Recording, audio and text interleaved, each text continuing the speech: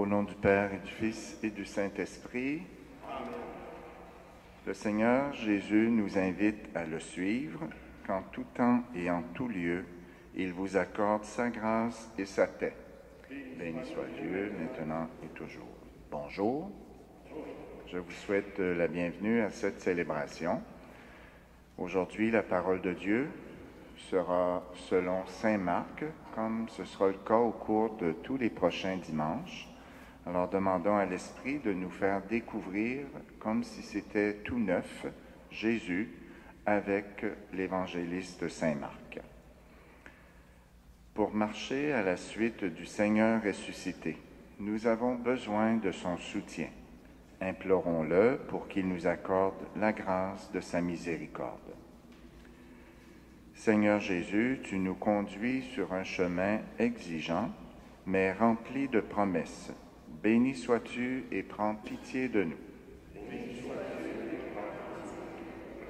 Ô Christ, ta parole nous soutient au cœur de nos décisions importantes. Béni sois-tu et prends pitié de nous. Seigneur, en marchant sur tes pas, nous découvrons la richesse unique de ton amour. Béni sois-tu et prends pitié de nous. Que Dieu Tout-Puissant nous garde dans la voie de son amour, malgré nos hésitations et nos peurs. Dans sa miséricorde, qu'il nous pardonne nos péchés et nous conduise à la vie éternelle. Amen.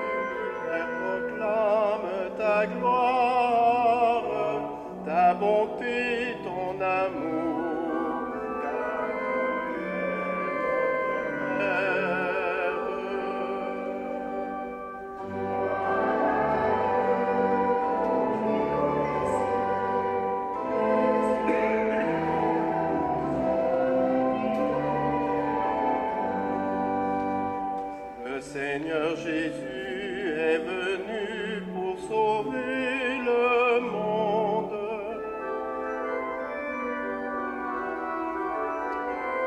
Et bâtir dans l'amour ton Église, ton peuple.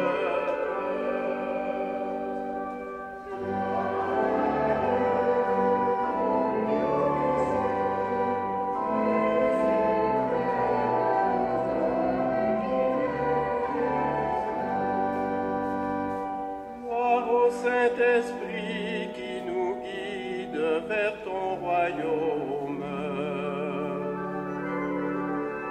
est le lien qui unit les humains comme frères.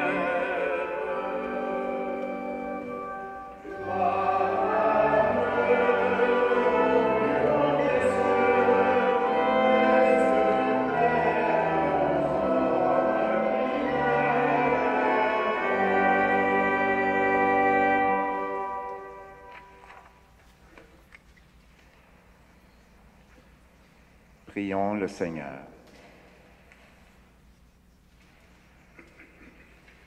Dieu éternel et tout-puissant, dirige notre vie selon ton amour, afin qu'au nom de ton Fils bien-aimé, nous portions des fruits en abondance.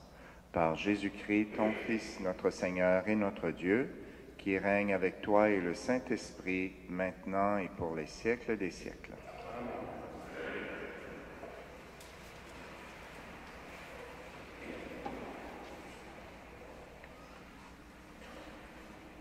Lecture du livre de Jonas. La parole du Seigneur fut adressée à Jonas. Lève-toi, va à Ninive, la grande ville païenne. Proclame le message que je te donne pour elle.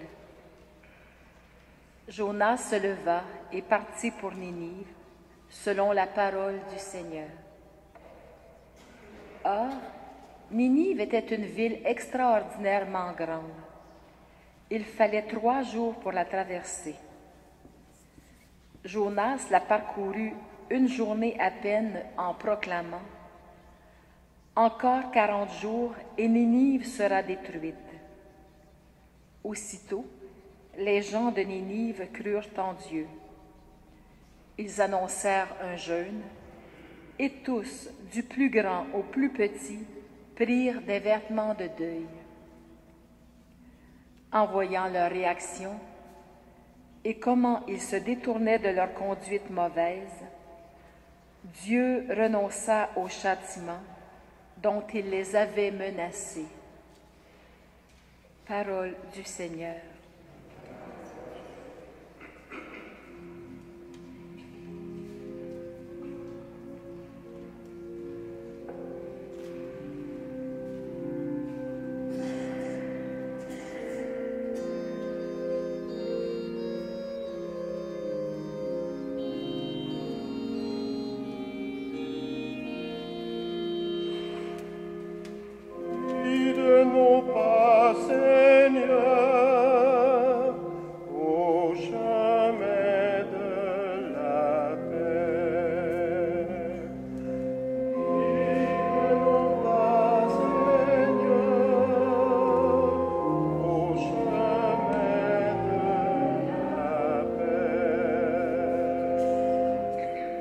Rappelle-toi l'amitié, la tendresse que tu m'as montrée depuis toujours. Oublie les péchés de ma jeunesse, mais au nom de ton amour ne m'oublie pas.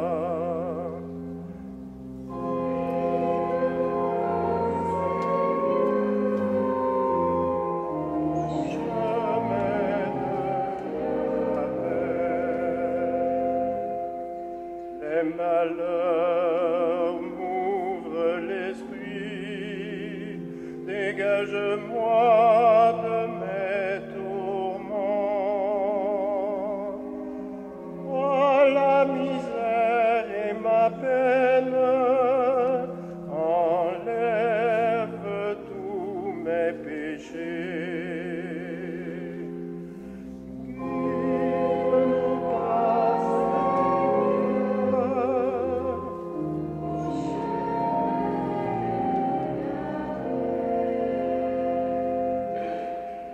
De ma vie, délivre-moi.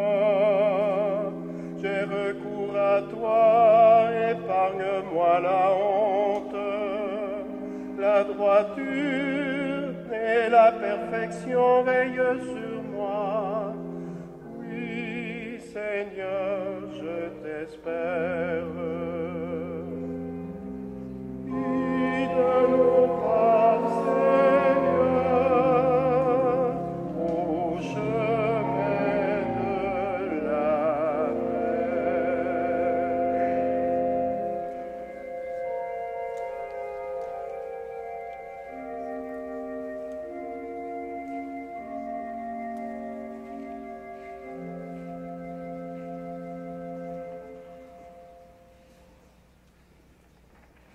Lecture de la première lettre de Saint Paul apôtre aux Corinthiens.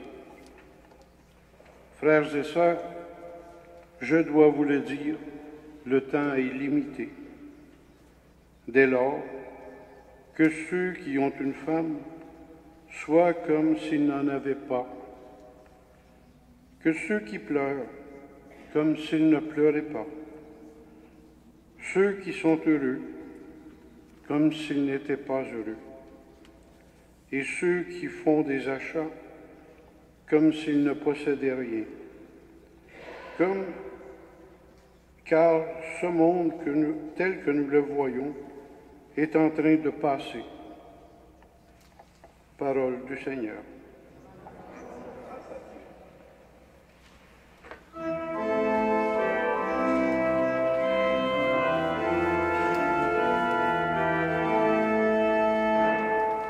Alléluia.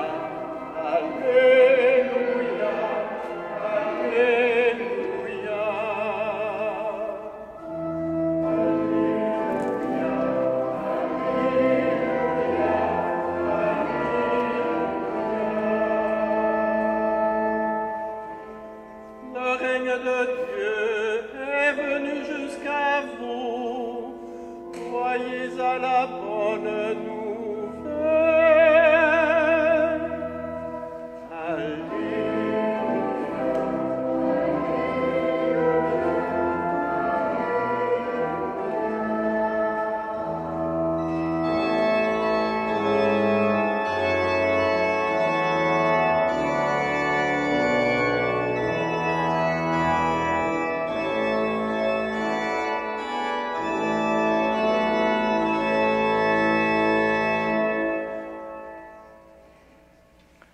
Le Seigneur soit avec vous. Évangile de Jésus le Christ selon saint Marc.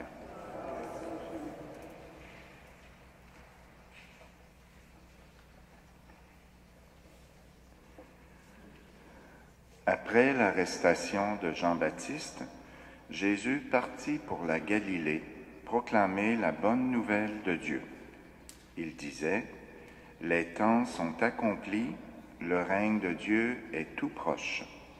Convertissez-vous et croyez à la bonne nouvelle. » Passant au bord du lac de Galilée, il vit Simon et son frère André en train de jeter leurs filets. C'étaient des pêcheurs. Jésus leur dit, « Venez derrière moi, je ferai de vous des pêcheurs d'hommes. » Aussitôt, laissant là leurs filets, ils le suivirent. Un peu plus loin, Jésus vit Jacques, fils de Zébédée, et son frère Jean, qui étaient aussi dans leur barque et préparaient leurs filets. Jésus les appela aussitôt. Alors, laissant dans la barque leur père avec ses ouvriers, ils partirent derrière lui. Acclamons la parole de Dieu. Louange à toi,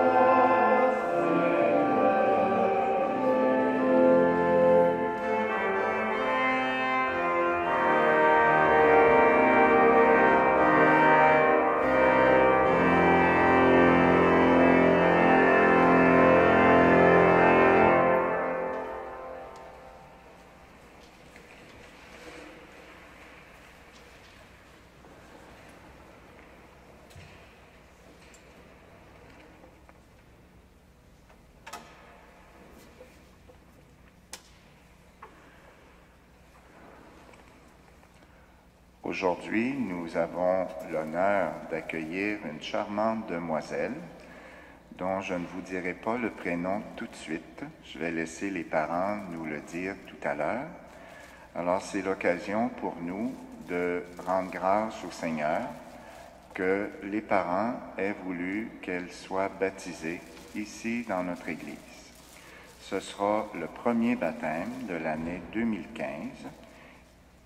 Et cette petite fille, avec sa famille, aura l'honneur, la joie, la petite curiosité d'inaugurer un tout nouveau registre pour l'année 2015. Alors, nous aurons quelques petits éléments du baptême au cours de notre célébration, en particulier à l'occasion du Notre Père et aussi à la fin, comme vous y êtes habitués, juste avant de partir. Alors, la parole de Dieu d'aujourd'hui nous invite à entreprendre la lecture de l'évangéliste Saint Marc. Nous le ferons à tous les dimanches du temps ordinaire et aussi à l'occasion du temps du carême pour pouvoir faire le tour de ce que Saint Marc a retenu de l'événement de Jésus. L'Évangile commence après l'arrestation de Jean-Baptiste, aujourd'hui, et c'est Jésus qui part pour la Galilée. Le ministère de Jean-Baptiste est terminé, c'est à son tour de prendre la relève, comme Jean-Baptiste l'a dit à ses propres disciples. Désormais, c'est lui qu'il faut suivre, c'est lui, voici l'agneau de Dieu, disait-il. Alors Jésus, pour entreprendre son ministère, comme on l'a vu au début de l'Évangile, dit à ceux qui l'écoutent le même message que Jean-Baptiste livrait. Convertissez-vous et croyez à la bonne nouvelle. Alors c'est ce que Jésus fera tout au long de son ministère de quelques années. Ce passage de l'Évangile, c'est un petit peu comme le générique d'un film. Saint Marc nous présente ce que sera l'Évangile. Il nous dit d'avance ce que sera l'enseignement de Jésus. Alors on a un aperçu par ce message du « Convertissez-vous et croyez à la bonne nouvelle ». Suivent ensuite 2 petits épisodes tout à fait identiques avec des mots différents. D'abord, on voit que Jésus non seulement est parti pour la Galilée, mais qu'il passe au bord du lac de Galilée. Et que, en passant au bord du lac, il rencontre Simon et son frère André, qui sont des pêcheurs et qui sont en train de se préparer pour aller au large sur le lac et pêcher comme c'est leur habitude quotidienne. Mais Jésus leur dit, « Venez derrière moi, et je ferai plutôt de vous des pêcheurs d'hommes. » Jésus joue avec les mots un petit peu pour pouvoir annoncer à ses 2 futurs disciples une nouvelle mission. Aussitôt, nous dit saint Marc, laissant là leur filet, ils le suivirent. 2e épisode, un peu plus loin. Donc Jésus circule toujours au bord du lac. Il voit Jacques, fils de Zébédée, et Jean, son frère, qui eux autres aussi étaient dans leur barque et se préparaient pour la pêche quotidienne. Mais Jésus les appelle aussitôt, et laissant dans leur barque leur père et les ouvriers, ils suivent Jésus. Alors, je vous ai relu l'Évangile, mais c'est pour mettre en évidence l'action de Jésus. Un petit peu comme on le lisait au début de la création dans le livre de la Genèse, la parole de Dieu est efficace et saint Marc veut montrer que quand il appelle quelqu'un, cela se fait. Quand il prononce une parole, elle s'accomplit. On peut être surpris au premier abord que ces personnes, pas Pierre, mais Simon et André, Jacques et Jean, abandonnent tout de suite leur activité. On peut être surpris que ça se fasse comme s'il n'y avait rien eu avant. Sans dialogue, ils décident de suivre Jésus.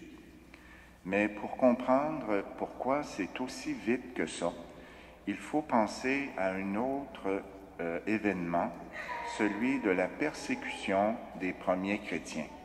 Saint Marc est le premier qui a écrit un évangile. C'est dans les années 60-70, après la résurrection de Jésus. Alors, les chrétiens sont tous persécutés, en particulier à Rome. Et très souvent, ils sont obligés de quitter leurs biens, de s'en débarrasser au plus vite et de fuir pour pouvoir survivre.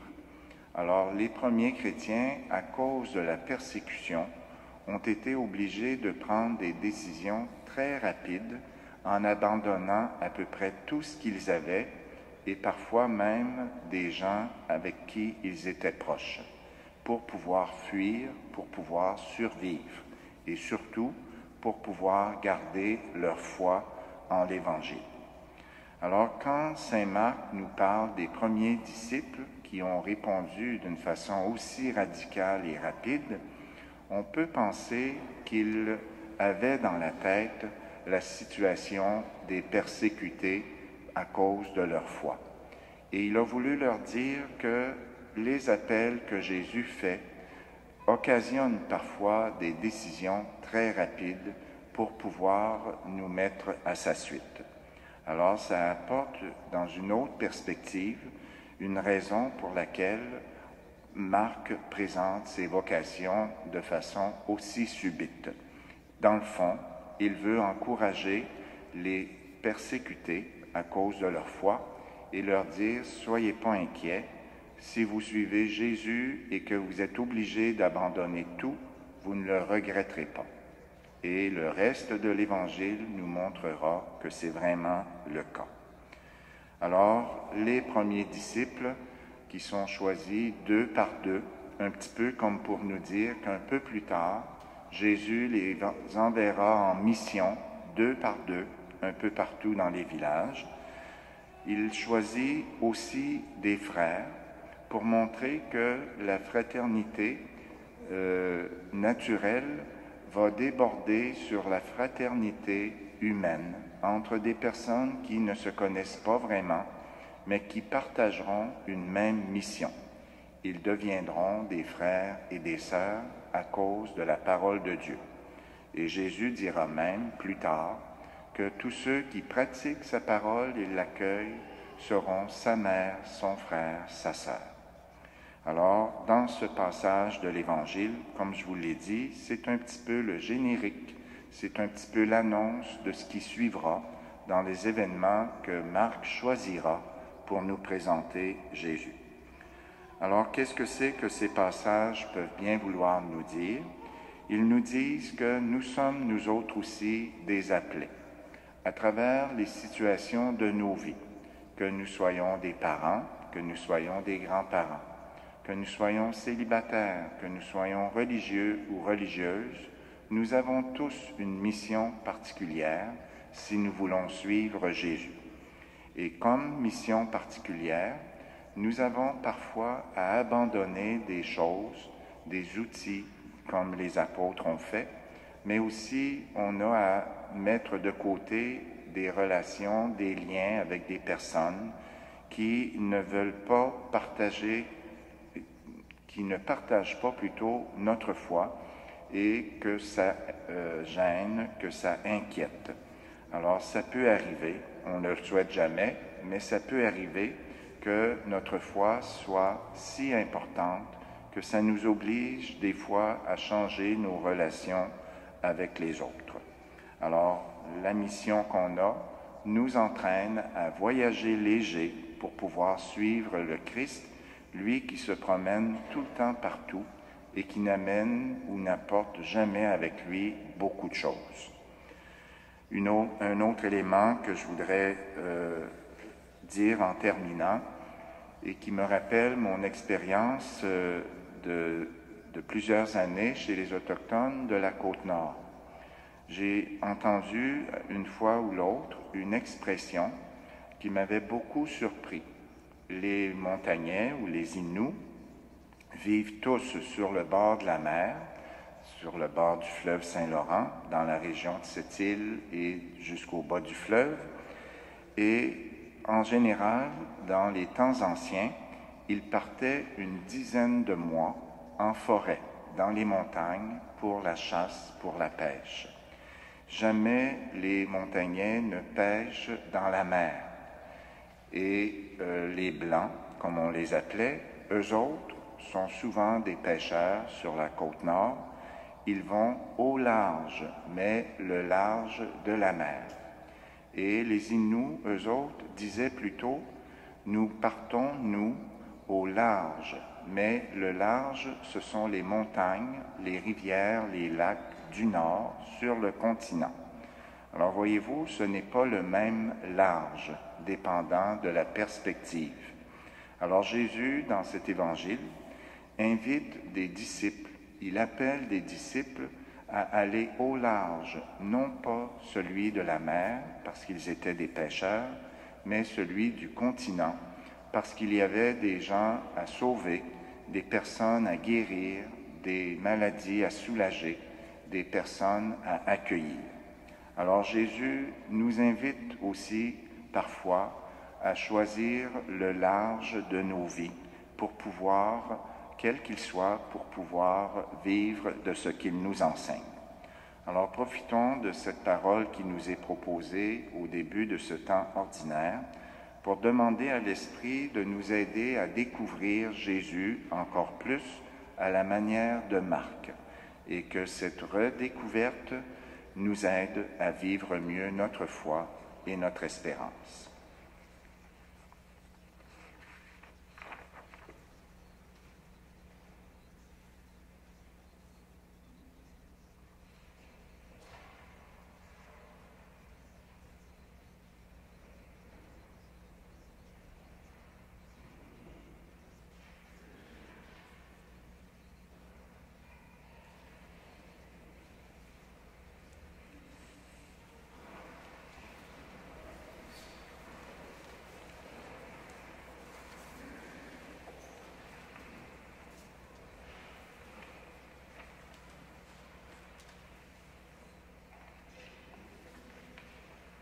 nous faire penser à la profession de foi de tous ceux et celles qui sont baptisés et en pensant à ce baptême que nous célébrons aujourd'hui, nous allons redire notre profession de foi, mais sous forme de questions et de réponses.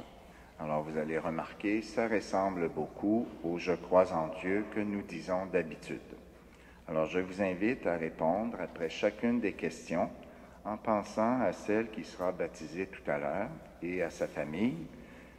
Oui, nous croyons. Croyez-vous en Dieu, le Père Tout-Puissant, Créateur du ciel et de la terre? Oui, nous croyons. Croyez-vous que Dieu a créé l'humanité à son image et à sa ressemblance pour que les hommes et les femmes continuent son œuvre de création? Oui, nous croyons. Croyez-vous que Dieu libère son peuple et lui promet le bonheur? Oui, nous croyons. Croyez-vous que Dieu est plein de miséricorde et qu'il demeure fidèle à son alliance?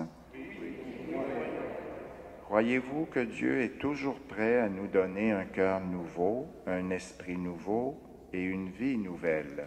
Oui, nous croyons. Croyez-vous que Dieu a donné son Fils, né de la Vierge Marie, mort sur la croix et ressuscité, pour nous faire passer de la mort à la vie? Oui, nous croyons.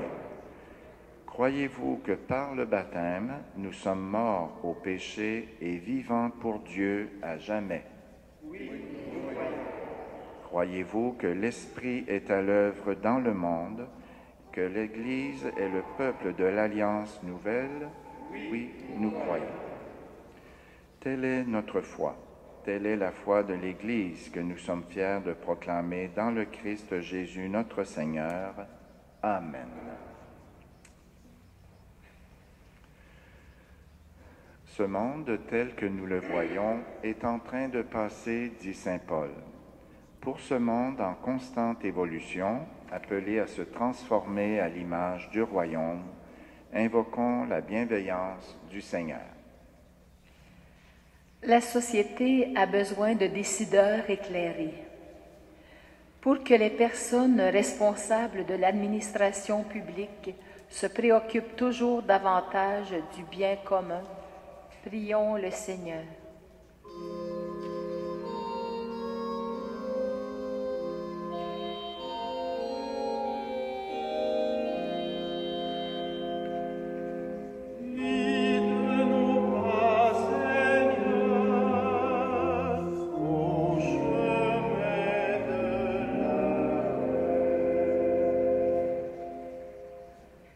L'Église rassemble des hommes et des femmes qui marchent à la suite de Jésus. Pour que les membres de nos communautés, autant que les personnes consacrées, maintiennent l'élan insufflé par leur baptême, prions le Seigneur.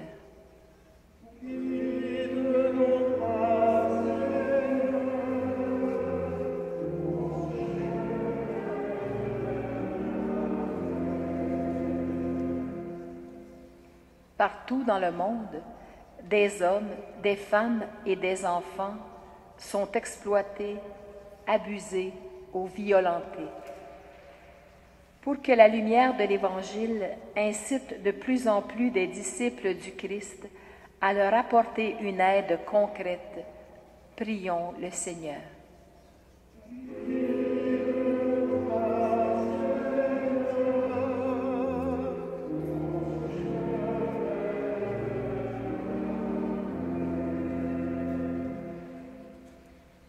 La semaine de prière pour l'unité des chrétiens tire à sa fin.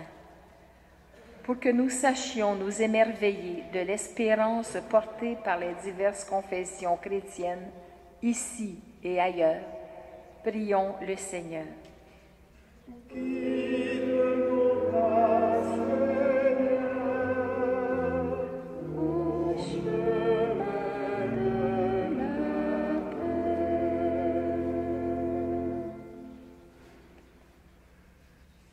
Dieu notre Père, toi que nous savons attentif aux moindres besoins de tes enfants, reçois avec bonté la prière que nous t'adressons et exauce-la selon ton bon désir.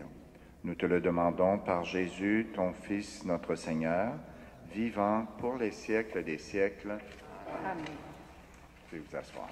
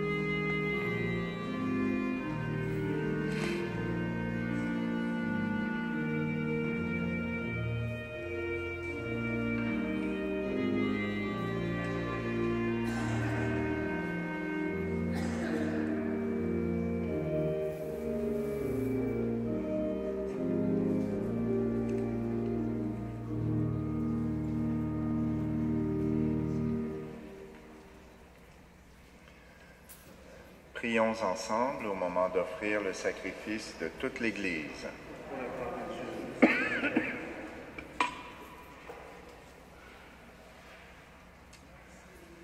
Dans ta bonté, Seigneur, accepte notre offrande, qu'elle soit sanctifiée et serve ainsi à notre salut par Jésus le Christ, notre Seigneur.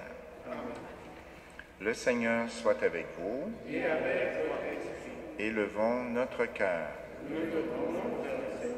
Rendons grâce au Seigneur notre Dieu. Dieu notre Père, nous te rendons grâce et nous te bénissons par Jésus, Christ et Seigneur, pour ton œuvre d'amour en ce monde. Au sein de notre humanité encore désunie et déchirée, nous savons et nous proclamons que tu ne cesses d'agir et que tu es à l'origine de tout effort vers la paix. Ton esprit travaille au cœur des humains, et les ennemis enfin se parlent, les adversaires se tendent la main. Des peuples qui s'opposaient acceptent de faire ensemble une partie du chemin.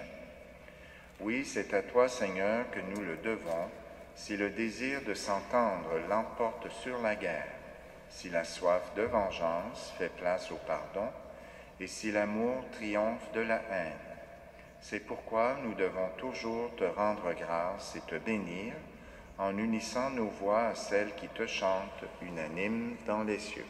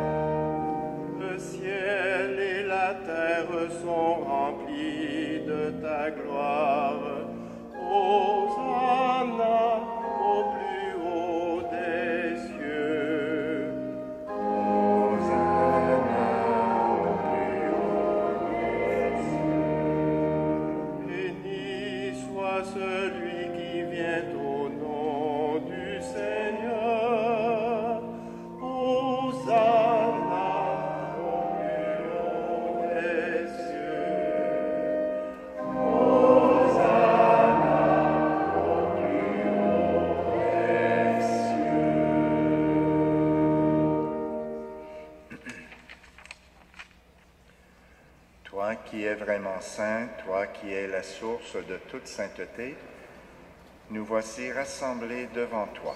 Et dans la communion de toute l'Église, en ce premier jour de la semaine, nous célébrons le jour où le Christ est ressuscité d'entre les morts. Par lui que tu as élevé à ta droite, Dieu notre Père, nous te prions. Sanctifie ces offrandes en répandant sur elles ton esprit, qu'elles deviennent pour nous le corps et le sang de Jésus, le Christ, notre Seigneur. Au moment d'être livré et d'entrer librement dans sa passion, il prit le pain, il rendit grâce, il le rompit et le donna à ses disciples en disant : « Prenez et mangez-en tous, ceci est mon corps livré pour vous. »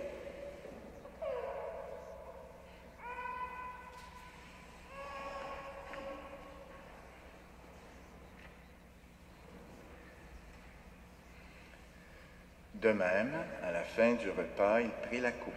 En te rendant grâce, il la bénit et la donna à ses disciples en disant : « Prenez et buvez-en tous, car ceci est la coupe de mon sang, le sang de l'alliance nouvelle et éternelle, qui sera versé pour vous et pour la multitude en rémission des péchés. Vous ferez cela en mémoire de moi. »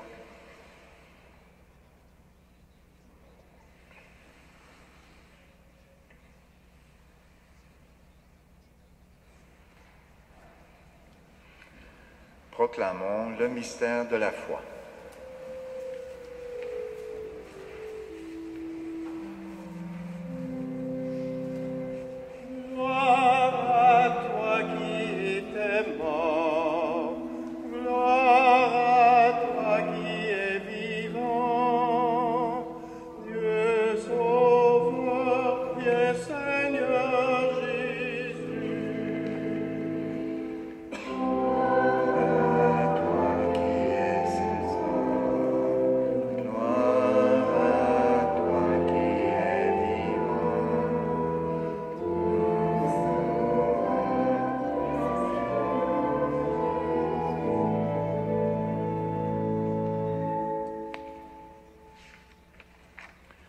La célébration d'aujourd'hui a été offerte aux intentions de Patricia Godcharles. Alors nous pouvons nous unir à sa prière.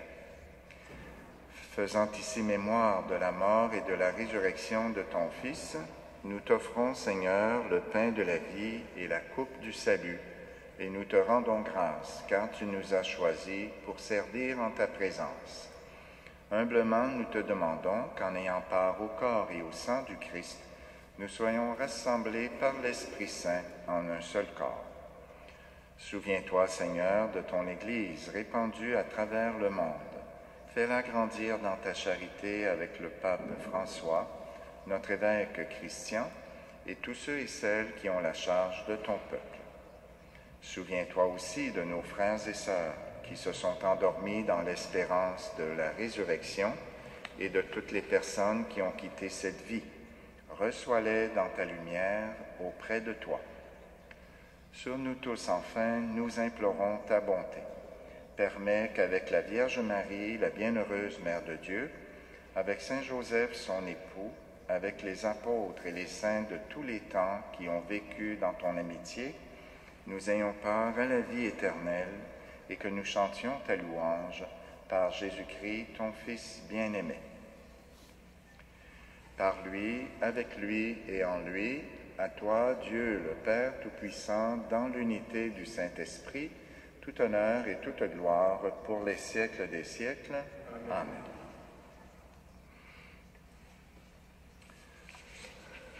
Pour la prière du Notre Père, je vais inviter les parents, parrains et marraines, avec évidemment la future baptisée.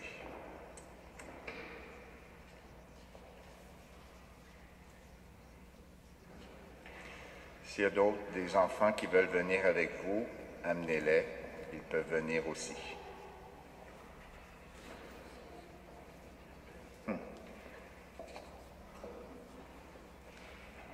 Ils peuvent venir. Je vais vous placer ici.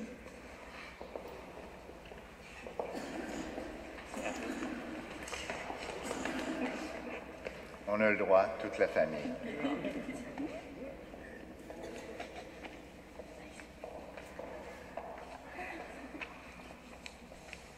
Alors, nous sommes invités à redire la prière que Jésus lui-même nous a enseignée et qui nous invite à reconnaître Dieu comme notre Père, comme celui qui nous guide, comme celui qui nous fait vivre. Alors, nous, on va dire la prière du Notre Père en français, mais si vous la préférez dans votre langue, allez-y, on va vous écouter, c'est la même prière. Ça vous va? Ensemble. Notre Père, qui es aux cieux, que ton nom soit sanctifié, que ton règne vienne, que ta volonté soit faite sur la terre comme au ciel. Donne-nous aujourd'hui notre pain de ce jour. Pardonne-nous nos offenses, comme nous pardonnons aussi à ceux qui nous ont offensés. Et ne nous soumets pas à la tentation, mais délivre-nous du mal. Amen. Merci beaucoup. À tout à l'heure.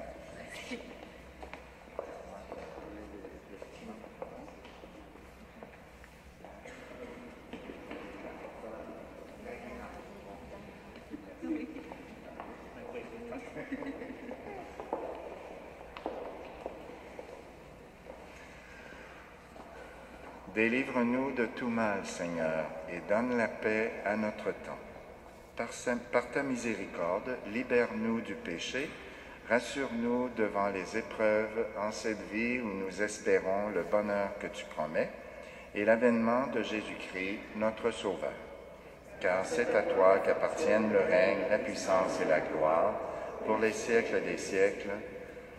Seigneur Jésus-Christ, tu as dit à tes apôtres, « Je vous laisse la paix, je vous donne ma paix. » Ne regarde pas nos péchés, mais la foi de ton Église.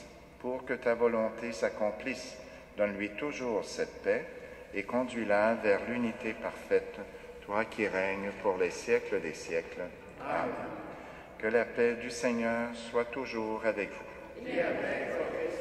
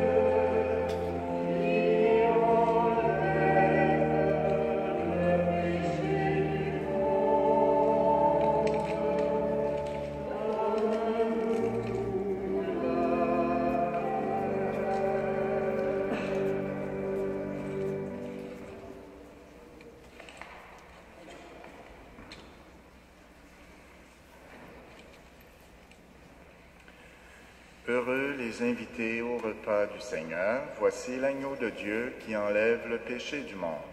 Seigneur, je ne suis pas digne de te recevoir, mais dis seulement une parole et je serai guéri.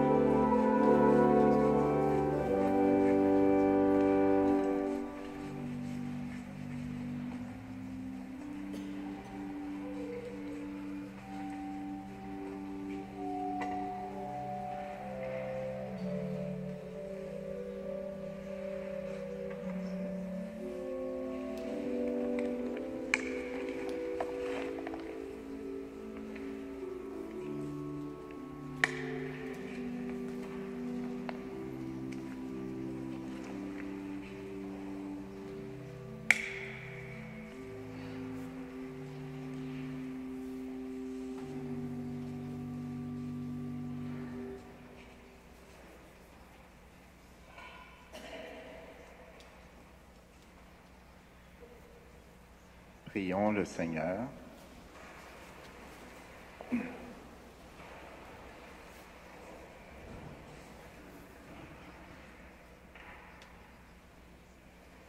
Permets, nous t'en prions, Dieu Tout-Puissant, qu'ayant reçu de toi la grâce d'une nouvelle vie, nous puissions nous en émerveiller toujours. Par Jésus le Christ, notre Seigneur. Amen. Il y aurait juste une petite annonce. La semaine prochaine, samedi et dimanche, il y aura une quête spéciale. C'est la quête annuelle pour l'œuvre des vocations. Alors, si vous voulez faire un don, vous pourrez le faire en sortant de l'église si vous venez à la messe. Si vous préférez faire un don plus important avec une enveloppe, vous avez un dépliant derrière ou aux tables en sortant. Vous pourrez préparer votre enveloppe et la donner ici à l'église en fin de semaine prochaine ou n'importe quelle autre semaine. Ou encore, vous pourrez l'envoyer directement à l'œuvre des vocations. Tout est inclus là-dedans. Alors, si ça vous va, vous pourrez faire ce don la semaine prochaine ou n'importe quand. Nous allons maintenant procéder au premier geste du baptême, celui de l'accueil et du signe de la croix. Si ça vous tente de rester avant la bénédiction finale, je vais inviter les parents, parrains, marraines à s'approcher ici devant l'autel. Vous pouvez vous asseoir en attendant.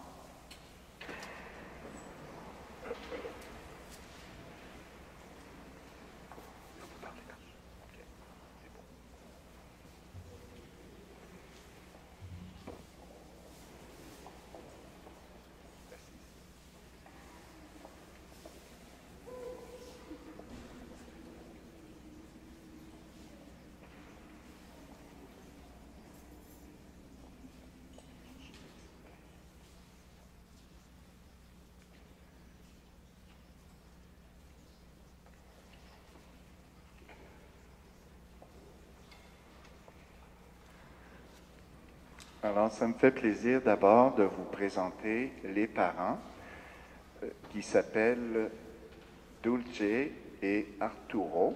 Ils sont à votre gauche et je vais les inviter à nous dire le nom de leur fille. Jennifer. Jennifer. Et aussi le parrain et la marraine, Daïra et Mario. Je vous souhaite la bienvenue à chacun et à chacune. Je vous pose maintenant les questions habituelles, à savoir ce que vous voulez. Mais évidemment, on le sait déjà parce que vous avez fait une demande officielle à la paroisse, mais pour les besoins de la communauté chrétienne et pour qu'on puisse l'affirmer aussi publiquement, nous posons la question selon le rite du baptême. Alors, vous pourrez répondre tous les quatre ensemble. Que demandez-vous pour Jennifer à l'Église de Dieu? Vous ne l'avez pas entendu, mais vous l'avez vu sur les lèvres, c'est le baptême. Maintenant, je m'adresse aux parents. Vous demandez le baptême pour Jennifer. Vous devrez l'éduquer dans la foi, lui apprendre à garder les commandements du Seigneur, pour qu'elle aime Dieu et ses prochains, comme le Christ nous l'a enseigné. Êtes-vous conscient de cela? Et maintenant aux parrains et marraines, et vous qui avez accepté d'être parrain et marraine de Jennifer, vous devrez aussi aider les parents à exercer leurs responsabilités dans la mesure des circonstances et de vos moyens. Êtes-vous disposés à le faire? Jennifer, nous sommes heureux de t'accueillir dans la communauté chrétienne et comme premier signe, celui qui nous identifie les uns aux autres, je vais tracer sur son front une petite croix et je vais ensuite inviter les parents, parrains et marraines à faire la même chose. Et plus tard dans la journée ou dans la célébration, les autres membres de la famille qui sont là, vous pourrez aussi faire ce petit geste-là si ça vous tente.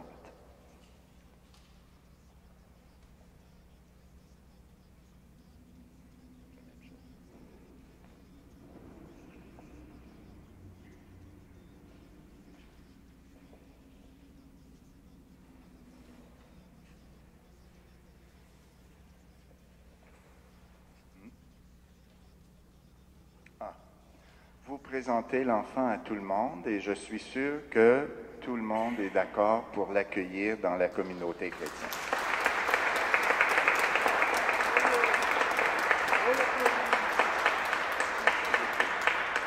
Alors, vous pouvez reprendre votre place.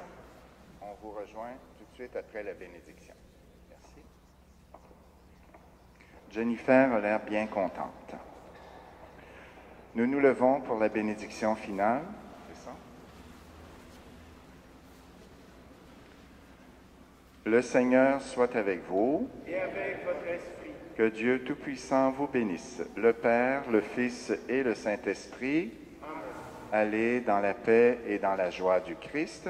Rendons grâce à Dieu. Merci beaucoup d'être venus. Je vous souhaite un bon dimanche et une bonne semaine.